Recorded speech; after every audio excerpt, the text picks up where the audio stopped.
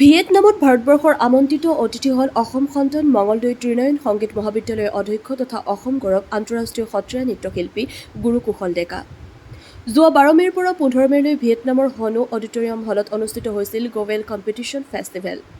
ভাৰত আৰু ভিয়েটনামৰ সংযোগত অনুষ্ঠিত হোৱা ফেষ্টিভেলত আমন্ত্ৰিত অতিথি হিচাপে স্থান লাভ কৰিছিল গুৰু কুশল ডেকাই। ৰাষ্ট্ৰীয় সত্ৰীয়া শিল্পী বঁটাপ্ৰাপক গুৰু কুশল ডেকা ভাৰতীয় বিদ্যাপীঠ পুনে বিশ্ববিদ্যালয়ৰ পৰিবেশ কলা সত্ৰীয়া বিভাগৰ এজন স্নাতকোত্তৰ ডিগ্ৰীধাৰী আৰু বৰ্তমান আউনীআটী বিশ্ববিদ্যালয়ৰ এজন গৱেষক ছাত্ৰ।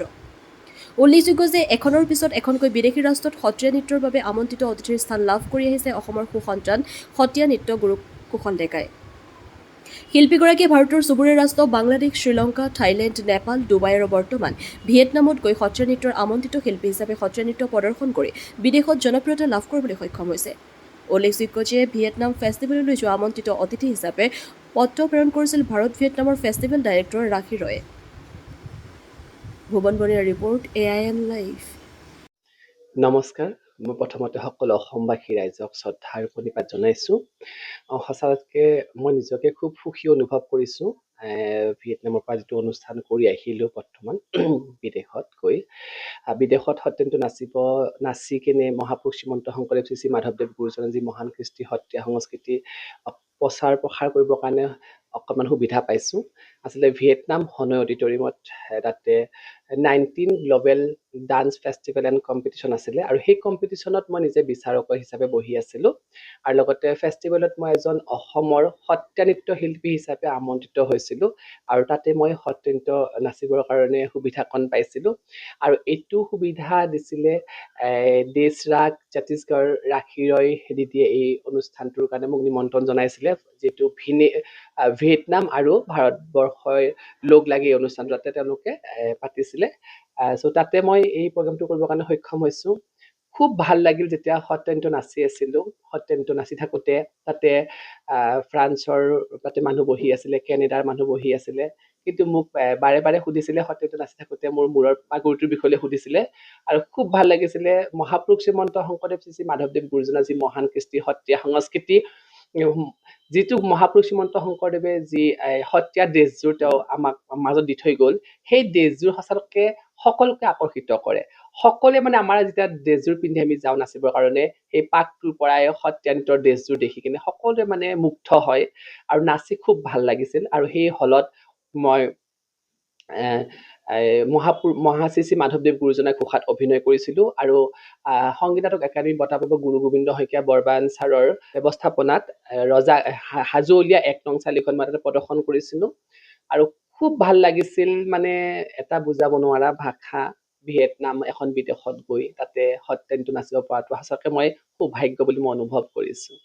যিখিনি সময়ত মই সত্ৰীয়া নৃত্য নাচি আছিলোঁ, অকল মই এইবাৰ ভিয়েটনাম বুলি নহয়, আগতে মই শ্ৰীলংকাত নাচিছোঁ, বাংলাদেশত মই বহুবাৰ তাতে নাচিছোঁ, বাংলাদেশতো নাচি আহিছোঁ, বাংলাদেশৰ মোৰ ষ্টুডেণ্টো আছে। লগতে মই থাইলেণ্ডতো নাচিছোঁ, আগতে নেপালতো নাচিছোঁ, এনেকৈ বিভিন্ন দেশত মই নাচিছোঁ সত্ৰীয়া নৃত্য। কিন্তু ভিয়েটনামত নাচি থাকোঁতে মোৰ এইটো অনুভৱ হৈছে যে মই এটা কি সুন্দৰ নৃত্য মই নিজকে মানে চইচ কৰি লৈছিলোঁ নাচিবৰ কাৰণে।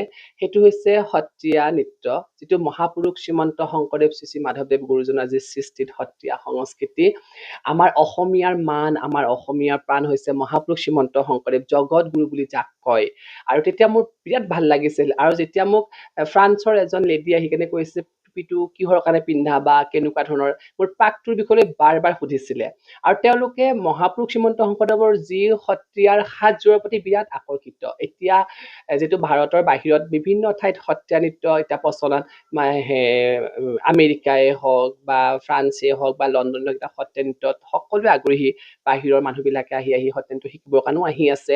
সেয়েহে মই সেইখিনি সময়ত নিজকে অনুভৱ কৰিছোঁ মই যে এজন সত্ৰীয়া নৃত্য শিল্পী, আৰু মই অসমৰ এজন সত্ৰীয়া নৃত্য শিল্পী, আৰু মই মহাপুৰুষ শ্ৰীমন্ত শংকৰদেৱৰ এই সংস্কৃতিখিনিক যে ইয়াতে নাচি দেখুৱাব পাৰিছোঁ, এটা খুব সুখ অনুভৱ কৰিছোঁ। তাৰমানে উদ্যোক্তাসকলক কি অভিনন্দন জনাব?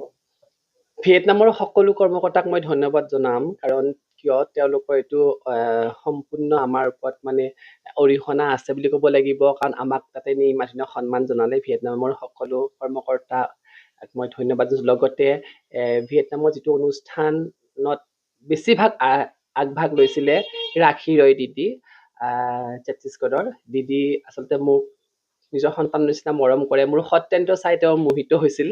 ছত্তীশগড়ত মই নাচিব যাওঁতে, ছত্তীশগড়ত যেতিয়া মই নাচি থাকিছিলোঁ, তেতিয়া তেওঁ মোহিনী নাট্যম আৰু ভাৰতনাট্যমৰ এজন এক্সপাৰ্ট হয়।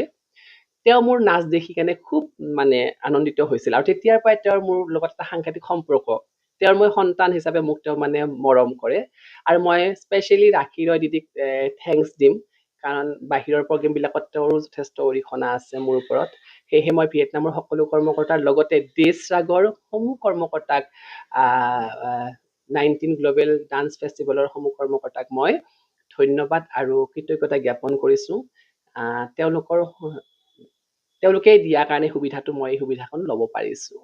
আচলতে মই ল'ৰা ছোৱালীসকলক যিবিলাক আমাৰ ল'ৰা ছোৱালীসকলে যিটো নৃত্য শিকিলে ভৱিষ্যতে কিবা এটা কৰিব পাৰিব, সেইটো খুব ডাঙৰ কথা। আচলতে এতিয়া এনেকুৱা হৈছে, সত্ৰীয়া নৃত্য এটা ক্লাছিকেল ডান্স। সত্ৰীয়া নৃত্য তেতিয়া শিকিলে তাতে আপুনি higher secondary first year, second ইয়াৰত সত্ৰীয়া নৃত্য ল'ব পাৰে। BA পঢ়ি থাকোঁতে সত্ৰীয়া ছাবজেক্ট ল'লে ষ্টেট মিউজিক কলেজতে পঢ়ি, তাতে মোৰ বহুত ছাত্ৰ ছাত্ৰীয়ে ষ্টেট মিউজিক কলেজ গৈ পঢ়ি আছে। MA টোও সত্ৰীয়াত কৰিব পাৰে। MA আজিকালি সত্ৰীয়া নৃত্য ছাবজেক্টটো পৰিৱেশ্য কলা হিচাপে আছে Guwahati university, Sankardev university, Dibrugarh university, Bharati Vidyapeeth Pune ইউনিভাৰ্চিটিত ডক্টৰ দেৱিকা বৰঠাকুৰ মেমে চলাই আছে। মই ভাবোঁ এতিয়া এনেকুৱা দিন আহিছে, আগতে নৃত্য নাচি একো খাব নোৱাৰে বুলি কৈছিলে, এতিয়া কিন্তু নৃত্য নাচি মানুহে খাব পাৰিব। এতিয়া যিহেতু মই পৰিৱেশ্য পাৰফৰ্মিং আৰ্টছৰ ভাৰতী বিদ্যাপীঠ পুনে ইউনিভাৰ্চিটিৰ পৰা মই মাষ্টাৰ্ছ কৰি আহিছোঁ সত্ৰীয়া ছাবজেক্টটোত, আউনীআটী ইউনিভাৰ্চিটিতে গৱেষণাৰ কাৰণে চলি আছে। মই ভাবোঁ সকলো অভিভাৱকে কিন্তু সত্ৰীয়া নৃত্য আৰু বিহুটো খুব ধুনীয়াকৈ শিকাব লাগে।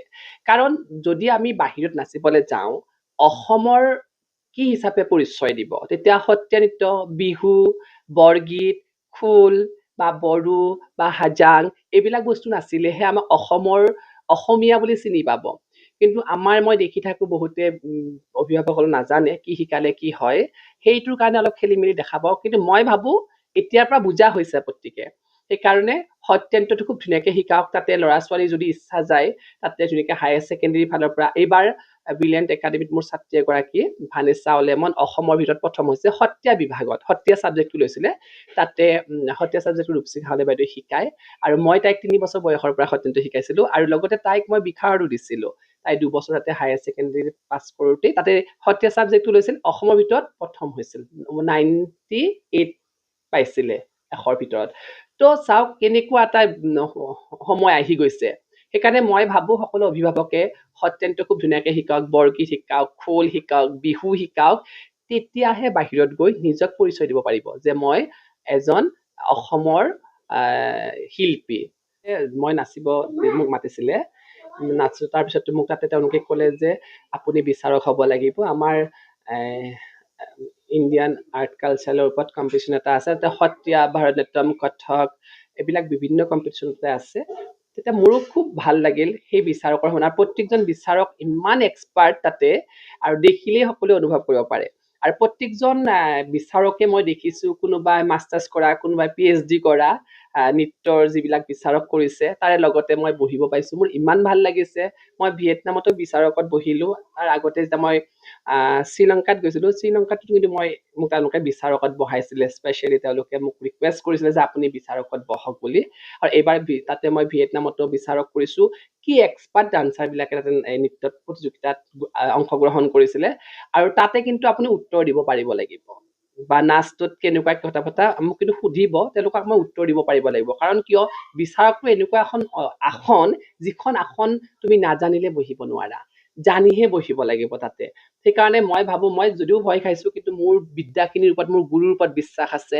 মই যিটো সৰুৰ 6 বছৰ বয়সৰ পৰা মই নৃত্যৰ লগতে জড়িত, সেইকাৰণে মই তাতে বহিলোঁ। বহাৰ পিছত খুব সুন্দৰ আমি বিচাৰক কৰিছোঁ। 3জন, এজন আছিলে আপোনাৰ ভিয়েটনামৰ, এজন আছিলে ছত্তীশগড়ৰ, আৰু এজন আছিলে আপোনাৰ উৰিষ্যাৰ। আমি গোটেইকেইজন বিচাৰকত বহিছোঁ আৰু খুব সুন্দৰ বিচাৰ কৰিবৰ কাৰণে সক্ষম হৈছোঁ। খুব ধুনীয়া অনুভৱ তাৰমানে মোৰ তাতে গৈ পেলাই। সন্মিলনৰ ভিতৰত ভিয়েটনামৰ বাস্তৱ অভিজ্ঞতা কি ক'ব? ভিয়েটনাম আচলতে জেগাখিনি খুব ধুনীয়া, চাব লগা আৰু খুব সুন্দৰ, খুব পৰিপাটি। তাতে মই কোনো ধৰণৰ ট্ৰেফিক দেখা নাপালোঁ ভিয়েটনামত গৈ পেলাই, আৰু খুব পৰিপাটিকৈ। আমি কিন্তু শিকিব লগা বহুত আছে বাহিৰা কিছুমান মানুহৰ পৰা। আমি কেতিয়াবা কোনোবাই ডাঙৰক কথা ক'লে আমি ওপৰতে মাত দিওঁ, সেইবিলাক কিন্তু খুব বেড হেবিট বুলি কোৱা যাব। কাৰণ কিয়, আমি কেতিয়াবা ক'ৰবাত লাইন ধৰি আছোঁ, হঠাতে আমি যে লাইনটো পাৰ কৰি কিনে মানে কি গুচি গৈছোঁ, বা ক'ৰবাত কিবা এটা কোনোবাই কিনি আছে তাৰ ওপৰতে আমি ওপৰতে কথা কৈছোঁ। কিন্তু আমি কিন্তু বহুত বস্তু শিকিব লগা আছে। এতিয়া তাতে সেইখন দেশত আমাক গোটেই ঘূৰাইছে, ক'তো এটা পানীৰ বটল পৰি থকা দেখা নাই, ক'তো লেতেৰা বস্তু দেখা নাই, ক'তো পিক দেখা নাই। কিন্তু এইবিলাক বস্তু আমি শিকিব লাগে। আমি য'তে ত'তে পিকাই দিওঁ, বা য'তে ত'তে বটল এটা পেলাই দিওঁ, য'তে কিবা কল খাই বাকলিটো পেলাই থৈ গুচি আহিলোঁ, সেইবিলাক বস্তু তাতে মই নেদেখিলোঁ। ইমান পৰিপাটি, ইমান পৰিষ্কাৰ, আৰু ইমান সুন্দৰকৈ তেওঁলোকে তাৰমানে মানুহক মানে ব্যৱহাৰ কৰে, সেইটো বস্তু মোৰ ভাল লাগিল। তেওঁলোকে যাই পালে নমস্তে নমস্তে শব্দটো তেওঁলোকে শিকি লৈছে চাগে। নমস্তে নমস্তে চাং চাও তেওঁলোকৰ শব্দত কৈছিলে। খুব ভাল লগা এটা মুহূৰ্ত। মই গোটেই জাগাবিলাক মই হালঙত আমাক নিছিলে, তাতে খুব ধুনীয়া পৰিৱেশ, সেইবিলাক জেগা আমাক ঘূৰাইছিলে।